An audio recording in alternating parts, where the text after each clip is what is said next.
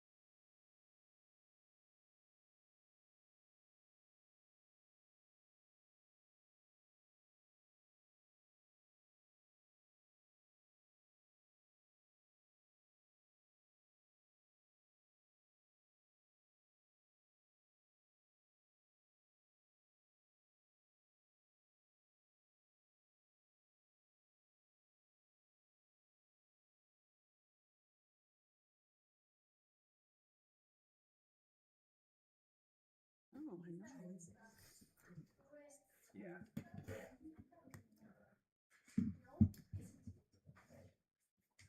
Okay. Okay, we can go ahead and get started. I know. You got the thumbs up.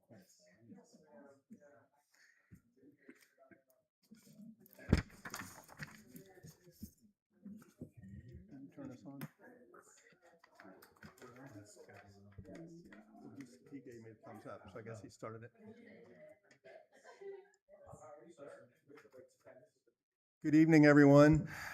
I'm Doug Farnsley, and I want to welcome everyone to Prospect City Hall. At 6:30, we convened a public hearing on proposed tax change on the real estate property tax.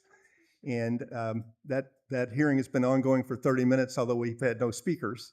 No one commented. But at this time, I'll declare that hearing closed, and I'll call to order the Monday, June 15, 2026 City Council regular meeting for the City of Prospect. The time is 7 o'clock. The first item of business is the approval of the minutes of the May 18 regular council meeting, and those have been distributed to council. Is there a motion to approve those minutes? So moved. Second. Dr. Furman made the motion, and Ms. Leonard seconded it. All in favor, please say aye. Aye. Any opposed? Minutes are approved. Next item is citizens from comments. We're going to have some citizens during the course of the meeting, but we didn't have anyone signed up other than for that. So we'll move on to the next item on the agenda, which is my report. I will begin this month's mayor's report by noting two additions to City Hall, one permanent and one temporary. The permanent addition is a new recognition of the 44 Eagle Scout candidates who have completed service projects for the city. These projects have spanned the years from 2011 through 2026. I extend my thanks to Lynn Granger and Kathy Sauer for their work designing and installing the tribute. If you did not see the tribute as you entered the council room, please ask one of us to point it out to you as you leave. It's in the outer offices. It's very, very nice. The second addition to City Hall is our new pop-up art exhibition, which was hung today. The exhibition will be on display through August 14. I extend the city's thanks to the members of the art committee and exhibition chair Becky Culbreth and the artists for their efforts. The June 7 Monarchs concert proved to be a great success with our largest crowd to date. Two upcoming events are our traditional July 4 celebration that includes a parade, kids' games, music, and fireworks, and a Sunday, July 26 concert by the Ron Jones Quartet. That'll take place at the John Evans Pavilion next door. Next, I'll comment briefly on the annexation ordinance approved by the council at our June 4 special meeting. On Friday, June 5, the day following its approval, we submitted the petitions and our ordinance to Metro Louisville for their consideration. Councilman Scott Reed strongly supports the Downtown Prospect project and the annexation. Metro advises that we can expect it to complete its part of the annexation process in approximately 2 months. Turning now to the business items on our agenda, Council has before it this evening an ordinance setting the property tax rate for the coming year and 3 budget ordinances. And that was the hearing, the public hearing that I alluded to earlier that was held at 6:30 this afternoon. The city remains on a sound financial footing. Our audit showed that we ended the last fiscal year with a $696,000 surplus. The city's lowest cash balance in the last year was $3.1 million. At any given time, the city has on hand an accumulated unallocated surplus of at least $2 million. This evening, the council will consider for a second reading an ordinance establishing the property tax rate for the coming year. The current real property tax rate is 18.3 cents per $100 of evaluation. The proposed rate for the coming year is 15.1 cents per $100. Thus, the proposal is to lower the rate by 3.2 cents per $100 of evaluation. The council will also consider 3 budget ordinances. First, the council will consider adopting an amendment to the current fiscal year's budget for the General Fund, Municipal Road Aid Fund, and Capital Projects Fund. Second, the council will consider adopting an ordinance for the next fiscal year's budget for the General Fund and Road Aid Fund.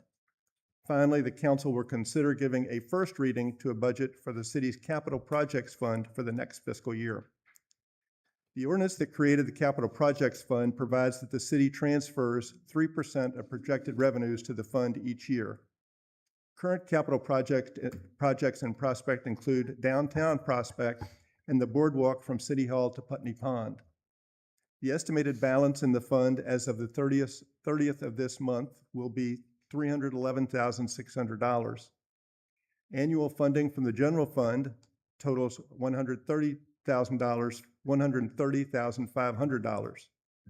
The budget before you this evening includes additional funding of $82,800 from the city's accumulated unreserved surplus.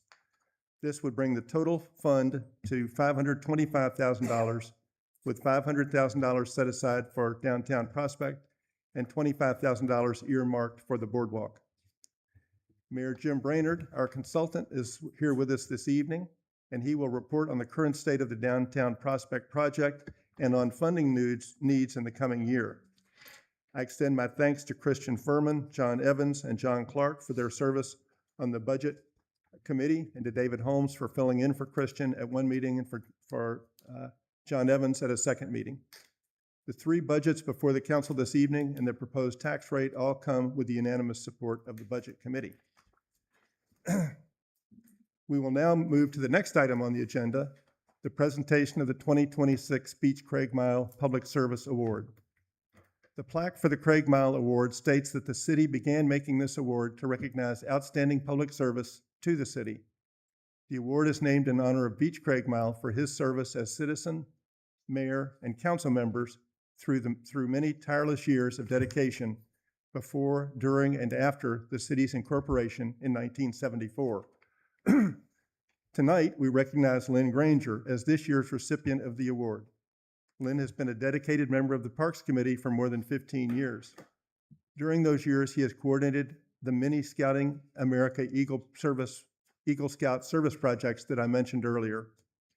Lynn also participated in the repair of the existing boardwalk in Little Hunting Creek Park that was damaged in last year's floods. Finally, as I mentioned earlier, Lynn worked with Kathy on the design of the new tribute to Eagle Scouts and participated in the installation of that tribute. I am pleased to welcome to City Hall to make additional remarks Jason Pierce, the Scout Executive and CEO of the Lincoln Heritage Council of Scouting America. Jason, if you could step up to the lectern.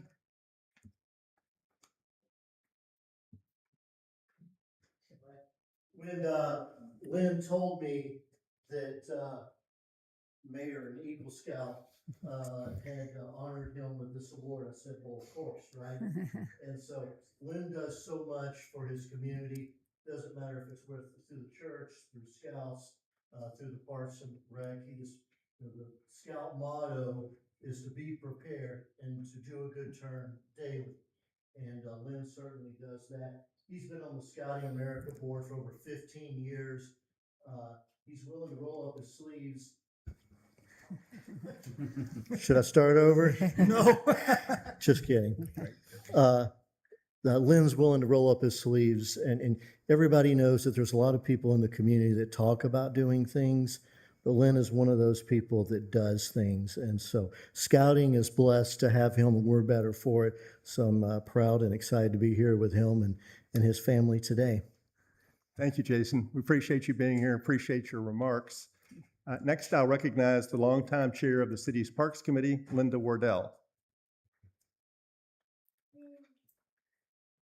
So it would be an understatement to say that Lynn and I go way back. I actually looked back in my computer files for the first meeting minutes of the committee that became Parks and Recreation. It wasn't called that at the beginning.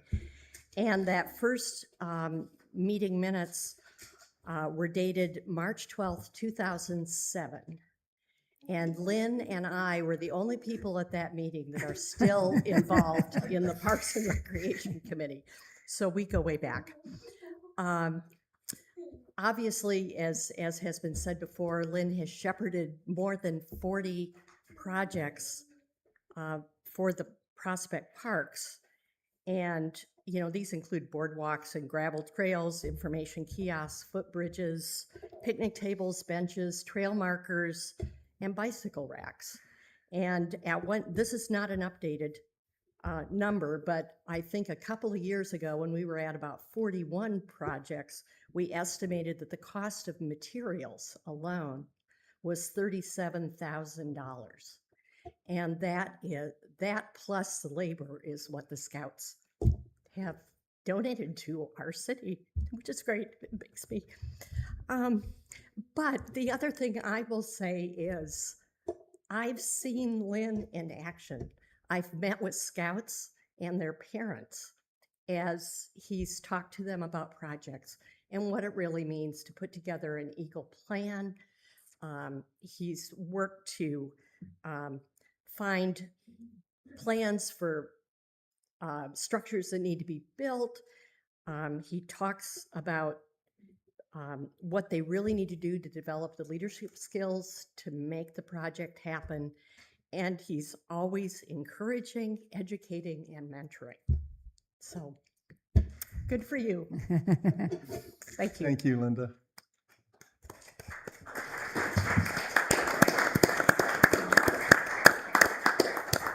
I think Council Member and Parks Committee Member David Holmes will make some remarks. So I consider Lynn to be a friend of mine. I've been on the Parks and Rec Committee for about 6 years plus and have gotten a chance to work with him and get to know him. And I found out I have a lot in common with Lynn. He and I both grew up in Virginia. He was very active in scouting as a young person, as I was, but has continued to do so as an adult. And we both enjoy outside projects, and that's something that we found in common. In the past year or so, Lynn and I have been working on reconstructing the boardwalks in Little Hunting Creek and around Putney Pond. And Lynn knows more about those because he was involved in the construction of them in the beginning. So he knows a little bit about the repair work. And when he and I have gone out there to do the repair work, as long as I do what he tells me I'm supposed to do, it works out well. And I've enjoyed that. We did get, the last time we were out there, we realized that one of the boards that we were going to replace needed to be cut down some so it would fit in. It wasn't the standard size. So we ended up having to go back to his house to do that. And I found out that I got an opportunity to enter the sanctum area of his house, his garage. I had never been in there before. And much to my surprise, I found 2 big Honda motorcycles and a Corvette. And I asked Lynn, I said, what do you do with these? I've never seen you have them outside of the garage. And he said, I got a good deal on it. Anyway, in all seriousness, Lynn and Kathy have lived in Prospect for over 30-some years. I forget the exact number, but it's over 30-some years. And the contributions that he has made to our city in that period of time is really amazing. This award he has earned multiple times over. And I, for one, look forward to working with him on projects in the city parks for a long time to come. Congratulations, Lynn.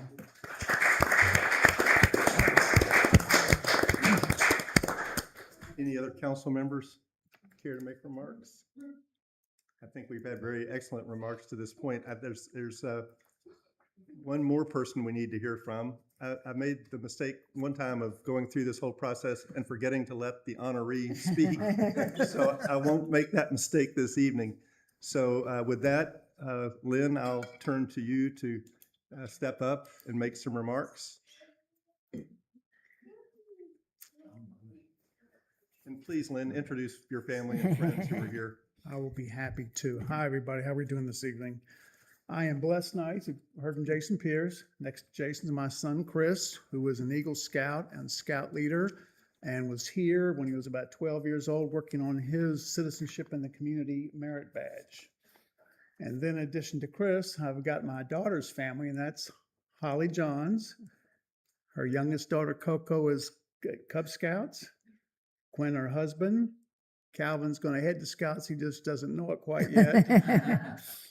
And then Penny's the oldest daughter, and she's in scouting, and I've been told she's going to make Star Scout soon. And then Chris is going to the Jamboree along with Quinn's on staff, and Penny's going to the Jamboree. So with that, I try to think, I had to write a few things down. My age these days, lose track of all of this. Got to thank people. First person I want to thank is my wife, Kathy. And I said, for your patience over the years, as I have brought home muddy footprints, dirty clothes, left your car packed for days with saws, shovels, drills, and such on more occasions than I can count. Now, that doesn't mean she was really happy. I would come in the house and she'd kind of look at me and then point to the laundry room, and that's where I had to go, okay? You know you have a strong, loving, supportive spouse when special dates such as Valentine's, our anniversary, and even her birthday have each been impacted by a scouting activity at one time or another. That's true, isn't it, Jason? That's true. Fortunately, she continues to keep a good sense of humor about such things, as I've yet to have all three of these days intruded upon in any given calendar year. So that's been my secret to that.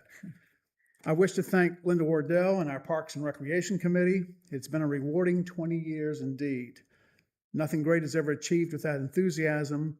What an enthusiastic group this has been and continues to be to all who call Prospect home. Linda, please know that your leadership has been inspiring and it's appreciated. She told me 2005. I was stunned back then that the city would allow two 11-year-olds to work on something like this, but what can I say, huh? I would also like to recognize everyone here, my friends, neighbors, our council, our Prospect Police, Mayor Farnsley, staff. Where's Ron? Was here a while back. Ron's back there. Okay, a diverse group indeed.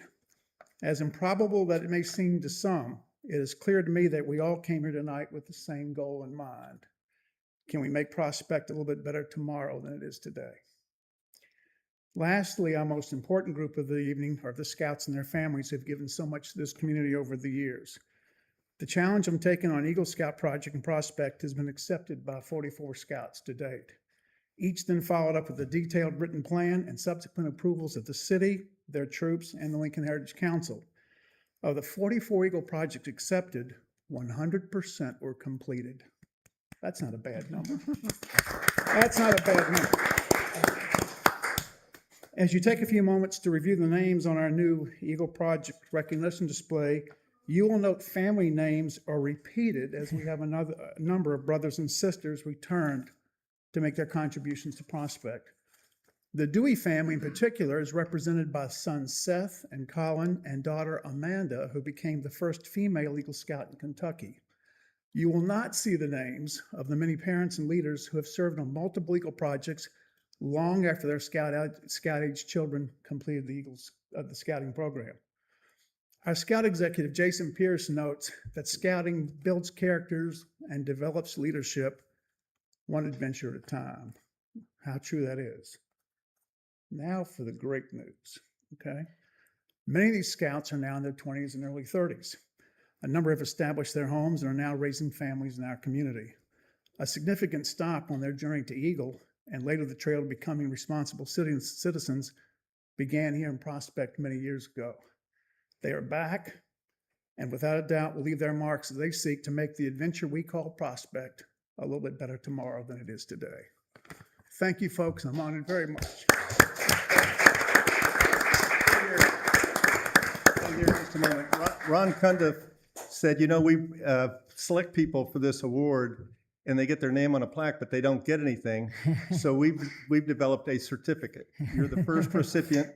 I think we'll go back and try to give the certificates to some of the previous recipients of this award also. But the certificate is headed the Craig Mile Public Service Award in recognition of outstanding public service and dedication to the city of Prospect. Let it now be known that on this day of June 15th, 2026, the city bestows its highest honor upon Lynn Granger. Be it known by all that through his hard work and dedication and devotion to the city of Prospect and the betterment of today's youth through Scouting America, Mr. Granger has exemplified that community involvement and cause can truly elevate a community. Signed by me today. So here's your certificate.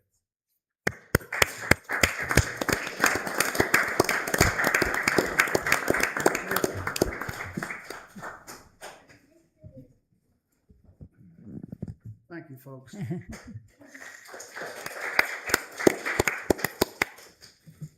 All right, we'll move on with the next item on the agenda, which is financial reports. John Carter. A brief synopsis of May's finances. We had 3.6 million in change on hand, which consisted of about $87,000 in checking and 3.4 million in KLC investments. As of today, we have almost $116,000 in our capital project fund, which we will hope to boost today. And then on our road aid, we're at a balance of just under $61,000. At this late hour, we've got about 98% of all our income, and we've spent roughly 94% of the budgeted expenditures. Everything's on track. If you have any questions, I'd be happy to answer. Any questions for John? Thank you for that report. Next item on the agenda is the Forestation Board report. Linda Knox.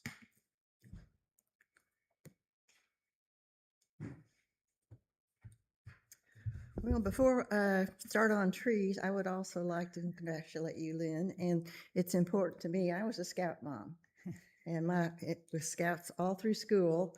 And the fall I moved to Prospect was when my son started his Eagle project, working with Olmsted Conservancy through his troop. And it was a wonderful experience, what scouts do and what they contribute. And just to prove that, I mean, he's in his 40s now, and to this day, I still hear him say, a scout is always prepared. And then sometimes I take advantage of that. And I said, okay, Mr. Plumbing Badge, I need some help. It works. And I'm guessing most of your guys are like that too. It's a wonderful program, and you've done amazing things for this community.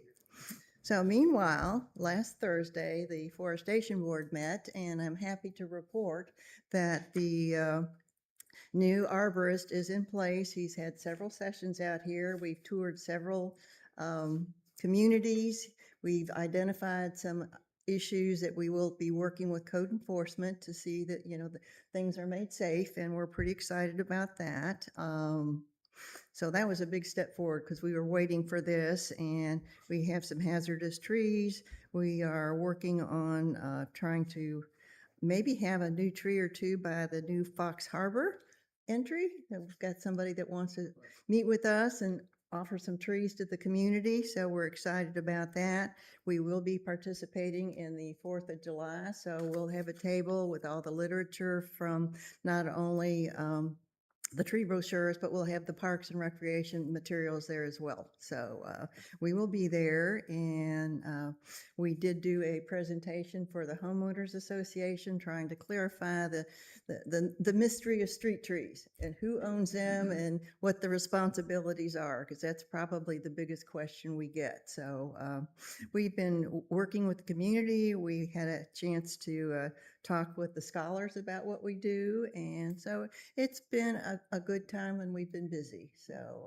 we're looking forward to some other things. We have some of our members working on communication with some of the other tree cities for Jefferson County League of Cities, that we're gathering some information on how we can work together and find issues that would benefit everybody. So basically, that's what the Forestation Board has been up to. If you've got any questions, comments, concerns, speak now. Thank you, Linda. Any questions for Linda? Okay, thank Thanks you. so much. We appreciate it. Next item on the agenda is the Parks and Recreation Advisory Committee. I think Carolyn Embry is going to give that report.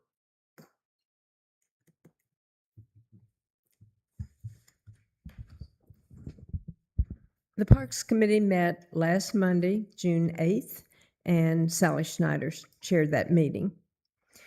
Much of what we discussed is information you already know from the mayor's report, so I won't go over all that again. I'll just touch on a couple of other things that you might not know. Lynn Granger reported that the wooden boardwalk that was damaged so badly during the flooding some time ago has now been completely repaired. I think there may still be a need for some additional anchoring, is that correct, to better secure the boardwalk so that hopefully this doesn't happen again. But it's fully walkable now, and so that's real progress, and thanks to Lynn and his crew for that. Sally Snyder, however, reported that there's some evidence that some young people have been riding electric bicycles through the same area of the Woodlands.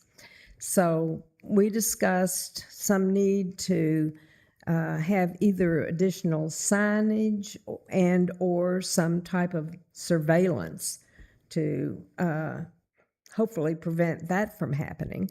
But no action was taken at that time. So we'll be discussing that, I'm sure, again in the future. Sally also said that she is working on a concept for an online ranger program. So that's just in the thought process stage at this point. And I'm sure you'll be hearing more about that in the weeks and months to come. And David and I reported on the upcoming concerts in our Little Hunting Creek Park. The mayor's already told you about the next concert on July 26th, the Ron Jones concert. And I would just like to add a word of encouragement for you to attend. These concerts are just so much fun, whatever your favorite musical genre happens to be. It's just a delightful evening that is a social event, a chance for you to visit with your neighbors and friends, sit back under the trees and enjoy some pleasant music. For those of you who don't know Ron Jones, he is a very accomplished jazz saxophonist, and he performs with a very talented group of musicians. John and I got to hear him just last week at a large corporate event at Garden Court. He was their featured entertainment for the evening. So he's widely known across the region and very well respected, and I would encourage you all to attend. Any questions? Any questions for Carolyn? Thank you, Carolyn, for that report, You're for all the good work you all do. Next on the agenda is the Jefferson County League of Cities. Sandra Leonard. Essentially, the meeting, the Jefferson County Board meeting, was things we've either already talked about or have come to completion. The only thing that is for the future is, as you're probably aware, the last legislative session had an omnibus bill that applied only really to Jefferson County, and that was 607. They're looking at doing that again this next legislative session and are looking for ideas of what we'd like to see in it. So if you come up with anything you'd like to change in KRS, the Kentucky Revised Statutes, let me know and we'll see that it gets put forward. The speaker for the general meeting was David Yates, the Jefferson County clerk. And I thought he was going to talk about the clerk's office, but essentially he didn't. He gave us his own background and what he's done and did a nice job of it. There is no meeting in July. There is no general meeting in August, but there will be a board meeting in August. And that's about it. Okay. We had a nice time at the Bats game the other night. Jefferson County League of Cities night at the Bats. Prospect had more attendance than any other of the 80 small cities in Jefferson County. Yes. It was a lot of fun.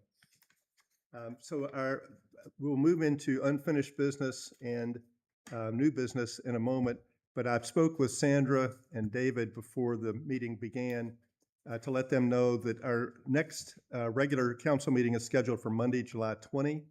On that date, Liza and I will be out of the country on vacation. We faced this same situation in May 2025, and we agreed that we would cancel that regular meeting. We then called special meetings as needed. We have the option of canceling this year's regular council meeting and calling a special meeting if necessary. Another option is to go forward with the July meeting with a council member serving as chair. We do not have to decide that this evening. What I suggest is that people give that consideration and check in with me, and then we'll make a decision in the coming days. So with that, I'll move to the second reading. Please report. I'm sorry. Forgot our police. Wasn't quick enough. All right, hey, I'll make it quick since we almost did it. I'll make it brief. Just, I want to quickly go over something that I can't give a lot of details on. We had $250,000 fraud case. I don't want to get too many details out. We're still sort of in the middle of it. But it basically comes down to it's a transaction from a retirement account into a rolling over to a bank account. But the gist of the case is this: how important it is to check the details on emails, etc., different things when you're moving that large amount of money, or someone is inquiring you to move money. The only difference in the emails from the perpetrator, from the bad guy, were 2 letters from the company email that was being sent to.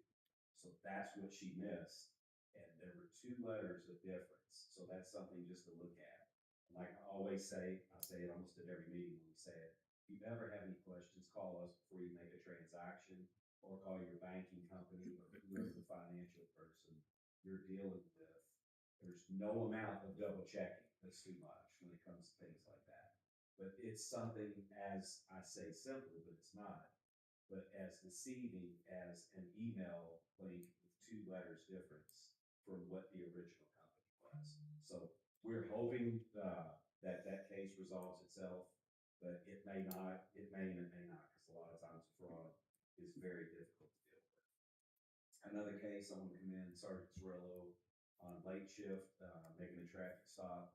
Got a little over 33 grams of marijuana, a suspended license, and a few other things that went on during that time. So excellent work by him. We recovered a stolen vehicle over in Harrods Landing that was stolen out of Oldham County.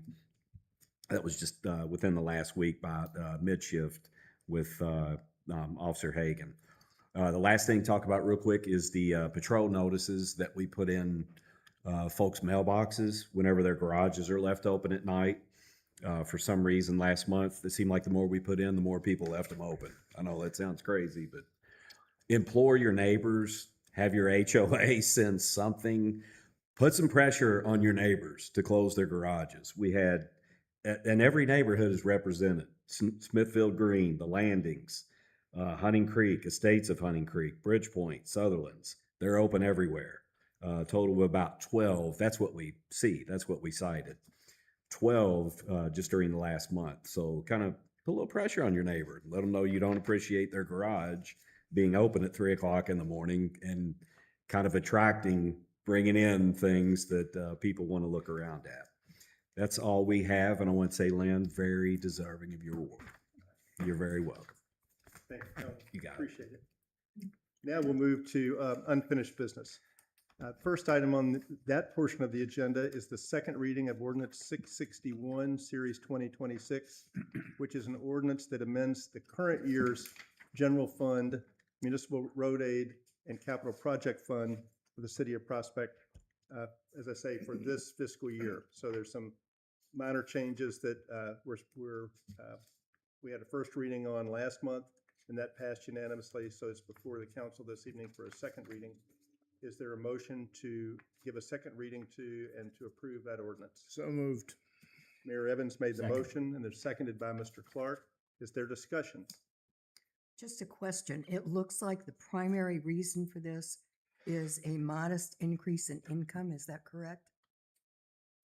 The actual reason was we fell short with the community development fund because some of that money went towards lighting for the holidays on the city hall, and we needed some extra funds for our first payment towards the fireworks. Okay. But the income is up. The income was just updated to show what was current at the time because I knew the number. Excellent. Thank you. Any further discussion? If not, we'll proceed to a vote. Dr. Furman? Yes. Mr. Gibson? Yes. Mayor Evans? Yes. Mr. Holmes? Yes. Mr. Clark? Yes. Mrs. Leonard? Yes. Okay, that's approved by a vote of 6-0. And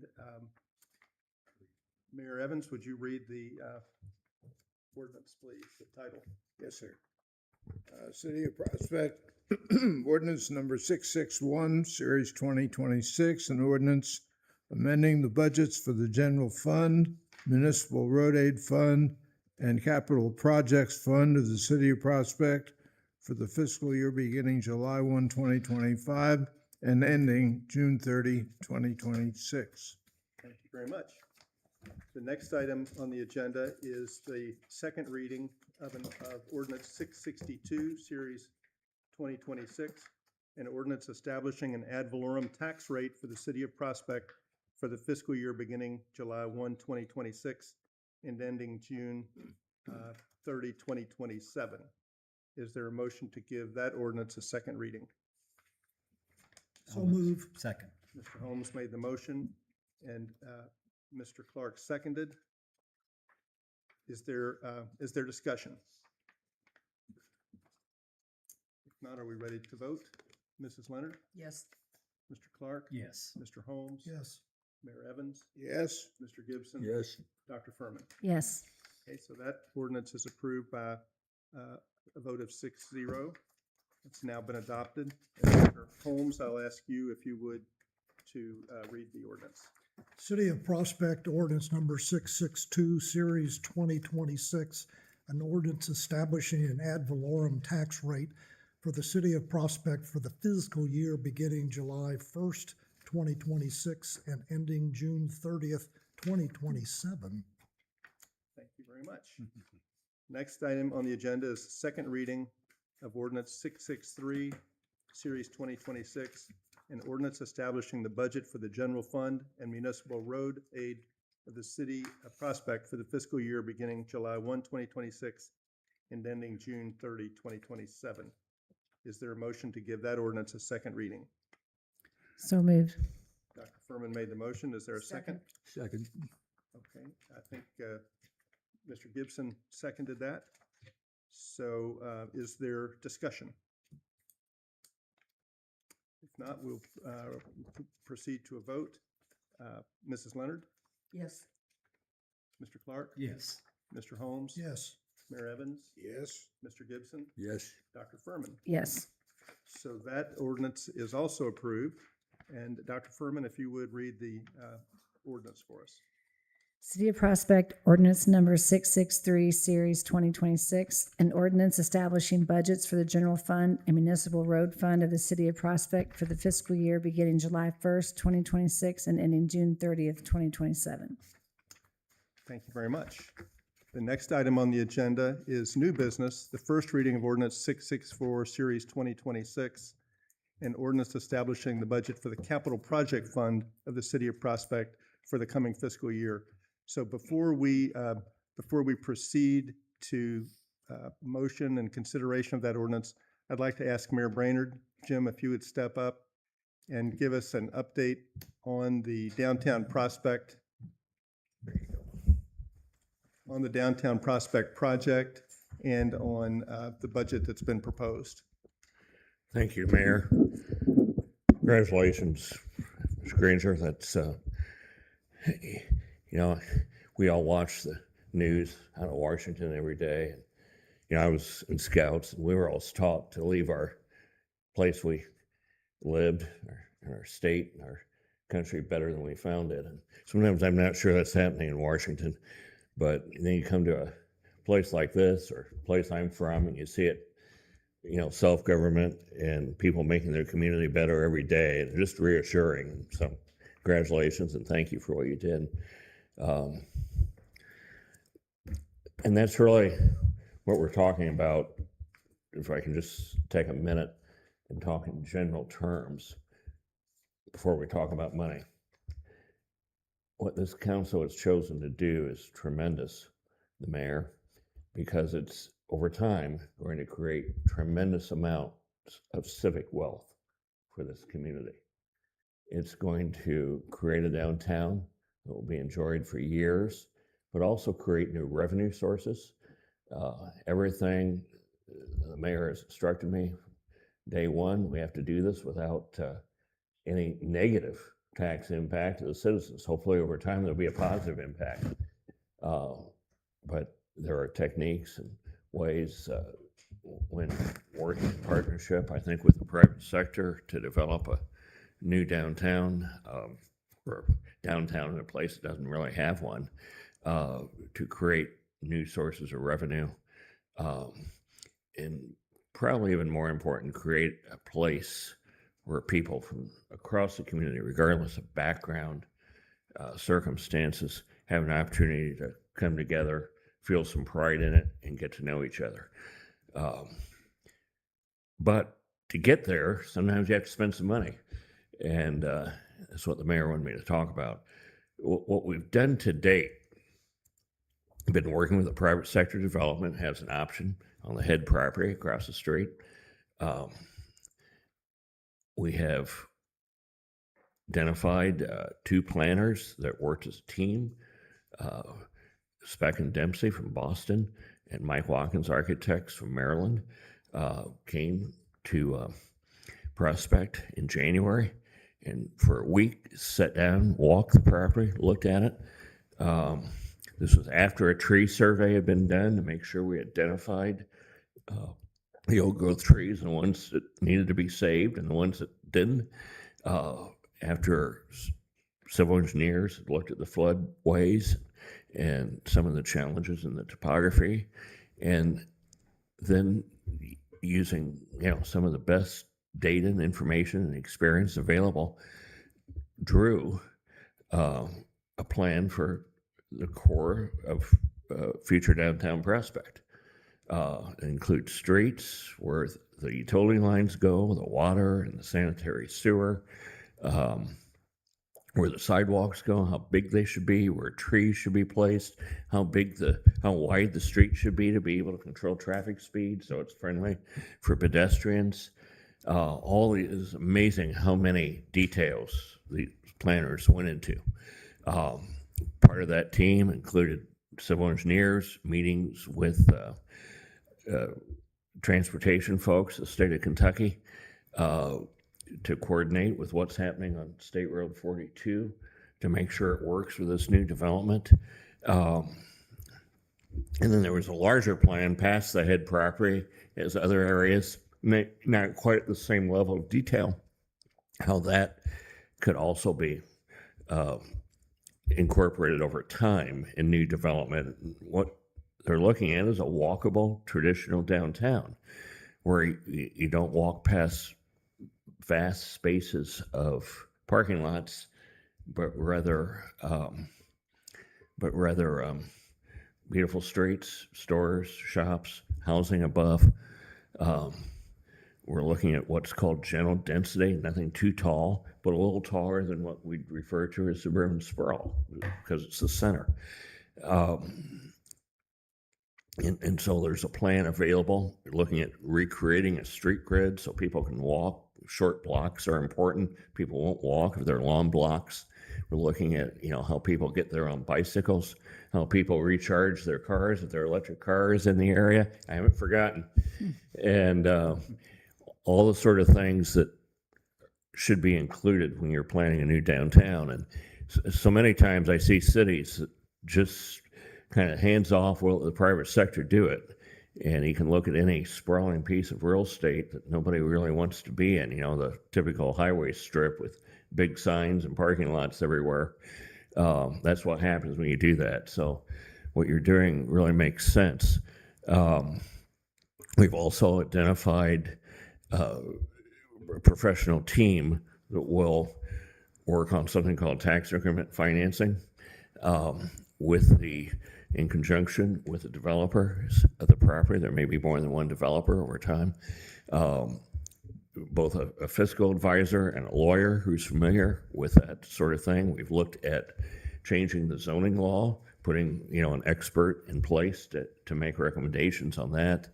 Architectural restrictions and covenants are part of that. Things that don't normally happen in most cities. Over time, we'll be looking at public art consultants, and probably some competitions to see where the public art goes. We'll be looking at possibility of certain public facilities, what's going to bring people there for public uses on a day-to-day basis. We'll be looking at landscape architects because in the plan, of course, is a beautiful town green and some public areas. Be looking at what that should be included in that public building that's on that town green. So there's a whole team of consultants. And the mayor asked me how much money we're going to need this year. And we came up with a number that's in the proposal, and I think that's a good solid number that should get us by. And we'll try not to spend it all, but at the same time, over time, this will create tremendous amount of social wealth and financial wealth for the city too, with the new investments and people that don't live here today but will choose to live in this new area. So I hope I haven't rambled too much, No, Mayor, not at but all. It's very helpful. but that's what we've done so far, and some of the reasons why we're doing it. I think it's important to keep that up at the top. Why are we doing these things? Why are we spending this money? And it's to create a beautiful downtown that the citizens and businesses in Prospect are proud of. That will, you think about it too, we're just not doing this for this generation. Downtowns, you look at older cities around the world, those downtowns get built, they're there for thousands of years. The street locations don't change.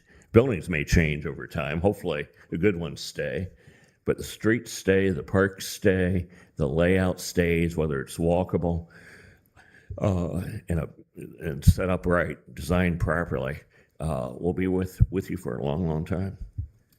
Thanks, Jim. And if you'll just stay at the lectern, I'm going to sort of review this budget, and then we'll see if there are any questions and discussion. Okay. We'll have to get a motion in a moment.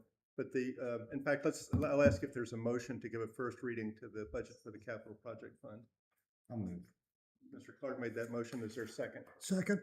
Mr. Holmes seconded. Okay. With that said, I guess last fall, the council approved putting $500,000 into the capital projects fund to fund the first steps that we're taking as part of this.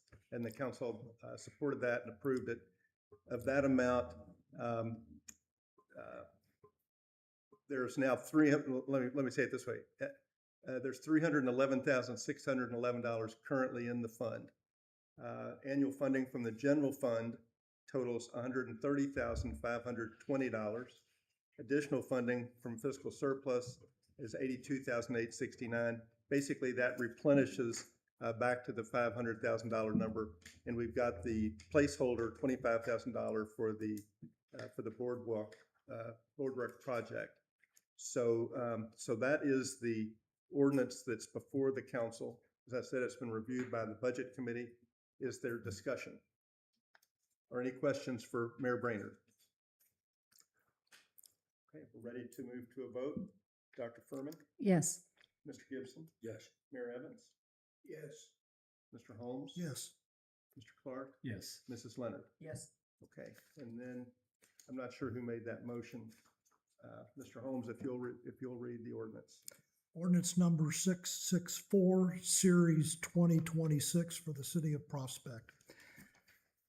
An ordinance establishing the budget for the capital project fund for the city of Prospect for the fiscal year beginning July 1st, 2026 and ending June 30th, 2027. Okay, thank you very much. And I believe that's the last item on the agenda. So if there's no further business to come before the council, is there a motion to adjourn? So moved. Second. Mrs. Leonard made the motion. Mr. Clark seconded. All in favor, please say aye.